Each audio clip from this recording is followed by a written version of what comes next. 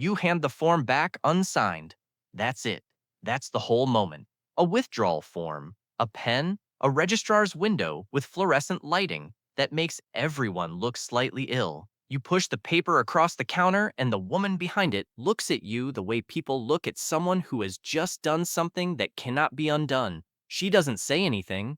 She stamps it. She hands you a copy. You fold it in half and walk out into a Tuesday afternoon in October that smells like cut grass and dining hall food, and the particular kind of freedom that hasn't decided yet whether it's going to save you or ruin you. But let's go back just a few weeks, because nobody talks about the moment before the moment. You are sitting in a lecture hall in September. 200 people. A professor clicking through slides that are already posted on the course portal. Everyone around you is copying them down anyway, word for word, and something in your chest goes very, very quiet. Not rebellious, not certain, quiet, like a frequency that stopped broadcasting. You don't walk out. Not that day. You sit there for the full 50 minutes and you copy the slides too, because that is what you do when you don't have language yet for what you're feeling. But something has shifted. Some internal mechanism has made a decision that your conscious mind hasn't caught up to yet. You drive home on a Wednesday, 3 weeks later. You don't tell anyone for 4 days. Now you're back at the registrar's window. You are 19. You have $340 in a checking account, a laptop with a cracked screen hinge, and a decision that everyone who loves you has already decided was a mistake. The first rule: when you drop out, you don't lose a degree. You lose the permission structure, the script, the thing that was supposed to tell you what to do next, and next, and next. And without it, the next 9 years are going to be the process of building your own.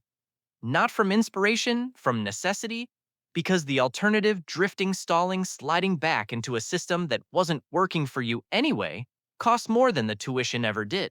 Your dad doesn't yell. You almost wish he would. He goes quiet in the particular way fathers go quiet when they are recalibrating their expectations of you in real time and trying not to let you see them do it. He asks what the plan is. You say you're working on something. He nods. He passes the potatoes.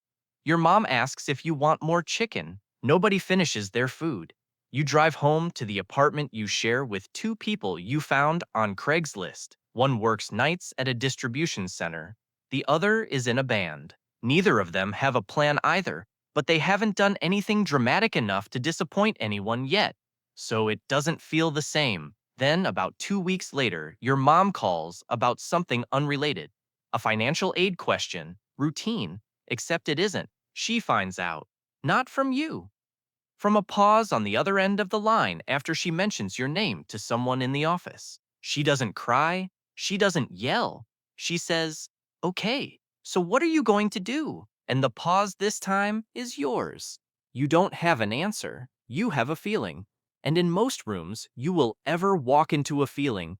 Without a plan is just another word for irresponsible. You open your laptop. The hinge groans. You have been reading, not textbooks, books that the curriculum never assigned because they don't teach you to be an employee. MJ DeMarco's The Millionaire, Fastlane, Chris Guillebeau's The $100 Startup, Peter Thiel's 0 to 1, which you borrowed from someone who hadn't opened it.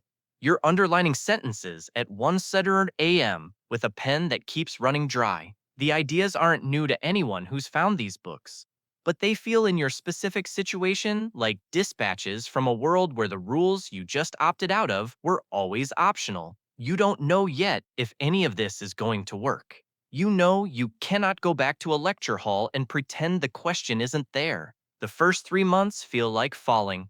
Not dramatically, not like a movie, like the slow administrative version of falling, where nothing goes obviously wrong, but nothing goes right either, and the trajectory is just downward. You take a job at a coffee shop because the rent doesn't care about your ambitions. $14.50 an hour, 28 hours a week, because full-time would mean benefits, and benefits cost the franchise owner money. You learn without anyone telling you directly that the economic system you've entered as an unprotected variable works very hard to keep you at exactly this level, not out of malice, out of structure. The structure is indifferent. That is almost worse. You are making 1,673 a month before tax. The Bureau of Labor Statistics, if you looked it up, would tell you that in 2024, the median weekly earnings for a worker with some college but no degree is $899. That's $46,748 a year. The median for a bachelor's degree is $1,493 a week, $77,636 a year. You know these numbers aren't about you specifically, but your family doesn't know that. They know the gap. They quote it without knowing they're quoting it. You'd be making so much more if you hear this at Thanksgiving. You hear it in the subtext of phone calls.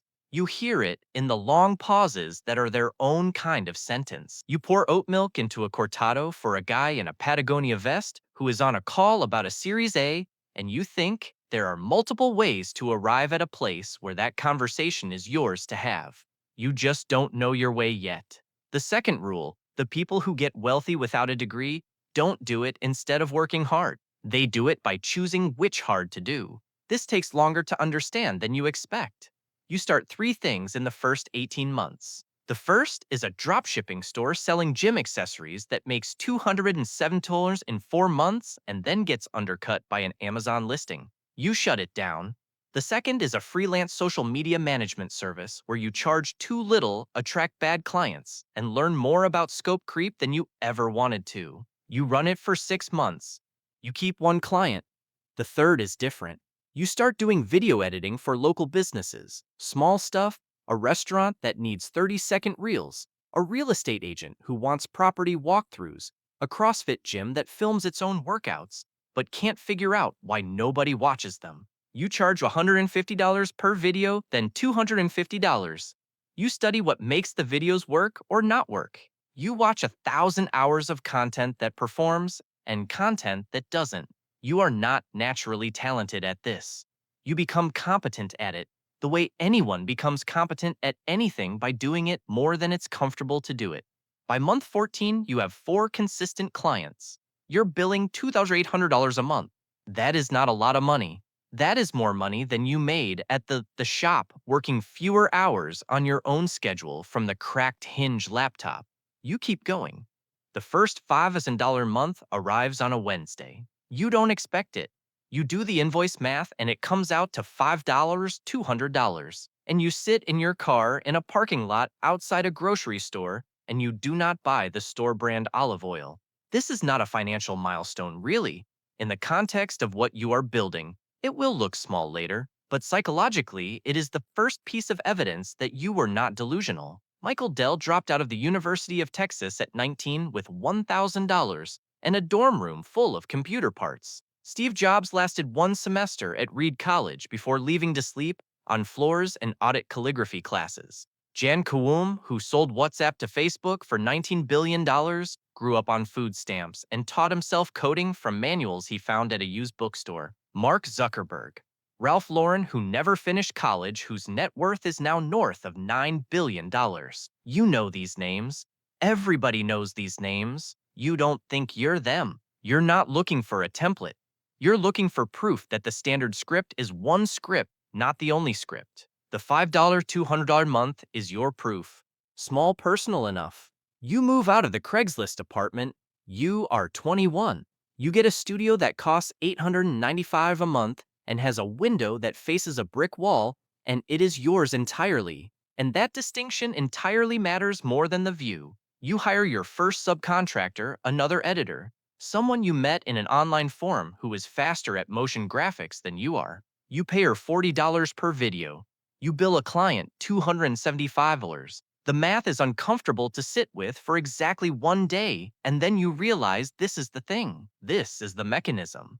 You are not selling your hours anymore. You are building a gap between what you produce and what you pay to produce it, and that gap is the beginning of something that has a name. Business, actual business, not gigs, not freelancing with extra steps, a system that runs whether or not you are the one running it. You read the SBA data.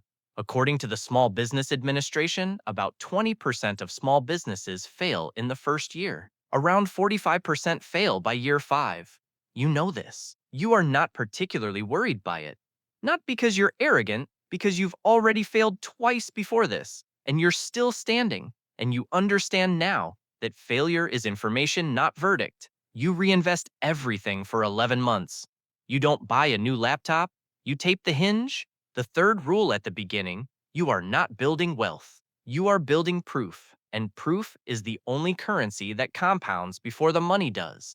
By 22, the editing agency, you've started calling it that internally, not out loud, yet is billing $14,000 a month.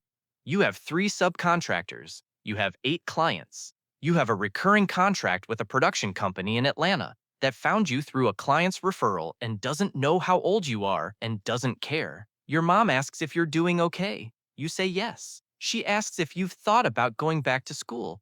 You have not. You say, I'm figuring it out. She says, I just worry. You understand this. You don't get defensive about it. You've stopped being defensive about the dropout decision because defending it costs energy, and energy is the only resource that doesn't show up in a bank account. Your net worth at 22 is by any conventional measure unremarkable. You have $18,000 in savings. You have $4,200 in a Roth IRA that you opened because someone in a finance forum explained what tax advantage compounding meant, and it was the first time a retirement concept felt like strategy rather than resignation. You have no debt. This is unusual for your age. The Federal Reserve's data on Americans under 35 shows a median student loan balance among those who have it that hovers around $17,000. You don't have it. This is the one thing you got for free by leaving. The absence of debt is not wealth, but it is an absence of the weight that slows down almost everyone starting from the same line. The plateau arrives quietly, the way all ceilings do. You're 23. The business is doing $18,000 to $22,000 a month in revenue. You're taking home around $9,000 of it after paying contractors and software and the occasional ad spend. You have $61,000 saved. You have the Roth IRA. You feel by some measures okay. And then you sit down with a spreadsheet and you model it out. If the business stays flat, and service businesses, you've learned, tend to stay flat unless you force them not to, and you save $5,000 a month, you reach $1 million in saved capital in 16 years. You'll be 39. At 39 with 1 million and no compounding assets, no equity, no systems running without you, you are wealthy adjacent. You are comfortable. You are not building something that generates returns while you're asleep. You close the spreadsheet, you open it again, you close it. The competence plateau is the most dangerous place in the journey. Not because things are going badly, because things are going fine. And fine is exactly comfortable enough to make you stop moving. You start productizing not immediately. Over 8 months of noticing the same thing, your clients don't actually want editing. They want results. They want more viewers, more leads, more conversions. You've been selling them a service when what they're actually buying is an outcome. The distinction sounds semantic. It is structural. You build a package, fixed price, fixed deliverable, fixed result promise. Not an income guarantee, a result orientation. A 90-day video content system for direct-to-consumer brands. You price it at $400, $200 per month. You pitch it to 6 people. 3 say yes. In 1 quarter, your monthly revenue crosses $31,000. You haven't added new contractors. You've restructured what you're selling. This is the leverage shift. Not a business book concept anymore, a lived thing. You are 24. The fourth rule: there is a difference between selling your time and selling a system that produces outcomes. The second one scales. The first one has a ceiling that looks from the inside exactly like a floor. You start investing with intention, not casually. You open a brokerage account that isn't the Roth IRA and you put $30,000 in it. Diversified index funds mostly. You've done the reading. You understand the data. Vanguard's S&P 500 index has returned roughly 10.7% annualized over the past 30 years, and you are not smart enough statistically to beat the market consistently, and neither is almost anyone else who thinks they can. But you're also watching what happens when you own equity in something, when you have a piece of something that earns independent of your effort. This is the concept everyone talks about, and almost no one actually operationalizes before their 40s. You are 24. You are operationalizing it now. Your net worth passes $100,000. You tell nobody. The social cost starts here.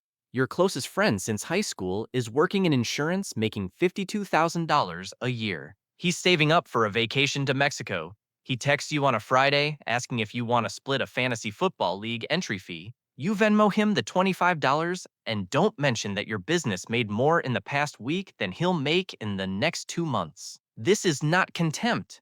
You don't have contempt. You have the particular discomfort of a gap that's widening faster than the relationship can accommodate. You go to the birthday party. You listen to the conversation. Someone is talking about getting a raise. Someone else is annoyed about their landlord. Someone asks you what you've been up to, and you say, just keeping busy. The work's been good, and you mean it. And it is also a compression of something you don't have the vocabulary to explain in this context without it sounding like a brag or an accusation. You eat the cake. You drive home at 11:00 p.m. and check your analytics before you sleep. Your highest paid contractor is now making $6,800 a month from your work alone. She's better at motion graphics than anyone you could hire. You pay what the work is worth. This is one of the things you've decided clearly. Compression at the bottom of your supply chain isn't smart business. It's a slow leak in a system that depends on quality. You are 25. Your net worth is $210,000. You get an acquisition offer, a digital marketing agency in Phoenix. They've been watching your retention rates and your client roster, and they want to acquire your operation and fold it into theirs. The offer is $380,000, all cash, plus an earnout based on 2-year performance. You sit with this for 6 weeks. You talk to 3 people. One is a lawyer you pay $400 for 2 hours of questions. One is a former client who sold a business and made mistakes he'll tell you about for free because he's generous with the hard lessons. One is a woman on a podcast you've been listening to who has a contact form and inexplicably responds. You counter. You negotiate earnout terms. You push back on the non-compete radius. They accept a modified version at $4,000. You are 25 years old. You wire the signed contract back on a Tuesday. The first tranche hits your account 11 days later, $246,000 after taxes and legal fees. You sit in your car in a parking garage. The woman at the registrar's window, the withdrawal form, the October afternoon 6 years ago. You don't cry. You don't call anyone.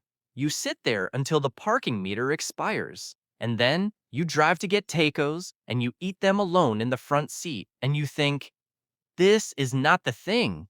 This is the proof of concept. The fifth rule, the first exit is not a destination, it's a vocabulary lesson. It teaches you what equity is by letting you feel what equity does. You don't stop. You take 3 months, you travel, you sleep. You read things with no commercial application. Then you start building again. Because you understand now, with the clarity that only comes from doing a thing once, that you are not building toward retirement.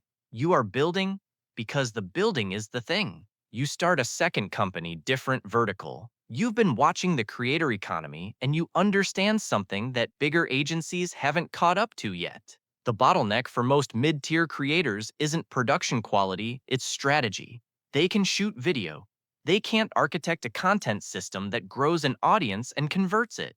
You've spent 2 years solving this problem for brands. You build a productized consulting offer for individual creators instead. You are 26. The company reaches $40,000 monthly revenue in 8 months. Your investment portfolio, the brokerage account, the Roth IRA, and $120,000 you've put into a diversified index allocation since the acquisition is now at $430,000 total. The compound returns aren't dramatic yet. They're directional. That's all you need them to be. You buy a condo, you put 20% down. You are aware that this is not the most financially optimal deployment of capital. You also understand that optimization and living are not the same calculation. You are 27. Your net worth on a Tuesday afternoon assembled across the brokerage account, the business equity you've been building in the creator company, the condo's appreciation since purchase, and the cash you're holding for a deal Deal you're evaluating is $1.8 million. You expected to feel different. There's a quiet satisfaction, genuine, real. And then almost immediately, the feeling is less about arrival and more about what the number means structurally. $1.8 million at a 4% safe withdrawal rate is $72,000 a year. That is not freedom in the conventional sense. That is enough to live carefully. The number is not the thing. The number is evidence that the system works, and the system working is the actual asset. The identity crisis is not that you're not happy. You are in certain ways more consistently satisfied than you've ever been. The crisis is that you don't know how to explain your life to the people who knew you at 19. The ones who were there for the withdrawal form and the Craigslist apartment and the $14.50 an hour and the cracked laptop hinge. Some of them are proud of you. Some of them are strange about it in ways they'll never say directly. One sends you an article about how dropouts who make it are statistical outliers, and you should know the data. You read it. You agree with the data. You also have $1.8 million at 27 and a system that's growing. You don't send the reply. The sixth rule. At a certain point, your story stops being about the money and starts being about the cost. Not financial cost, distance. The gap between who you were and who the building required you to become. You can't close it. You can only decide whether it was worth it. You look at it honestly. You've missed things. A friend's wedding. You were in a deal meeting. You sent a gift, the friendship cooled. A relationship that ended partly because she wanted a person who was present in the evenings, and you were present in the evenings. But you were also running P&L scenarios in your head, and she could tell, and she was right to leave. A grandfather who got sick in a year when you were heads down and you drove to see him twice when you should have driven more. You don't romanticize these losses. You don't pretend they were necessary sacrifices in a heroic story. They were real costs of a real choice made in real time with the information you had. That's all. You are also 27. You have more control over your time than anyone you know. You can book a flight on a Tuesday because something is happening somewhere and you want to be there. You can spend a week doing nothing productive and the machine keeps running. You can help people in ways that matter without calculating what you can afford. That is the trade. You made it. Your net worth crosses $3 million on a Thursday 8 days before your 28th birthday. The second company just closed a Series A raise from a small fund whose partner you met at a conference you almost skipped. The raise values your equity at $1.4 million on paper. The brokerage is at $782,000. The condo has $190,000 in equity. You have $340,000 in cash reserves and a deal in progress. $3 million assembled in 9 years from a withdrawal form and $340 in a checking account. You think about the woman at the registrar's window. You wonder if she remembers you. You wonder how many people she's watched walk out that door into a Tuesday afternoon that smelled like cut grass and dining hall food, and a freedom that hadn't decided yet what it was going to be. You hope some of them figured it out. You almost didn't. That's the honest version.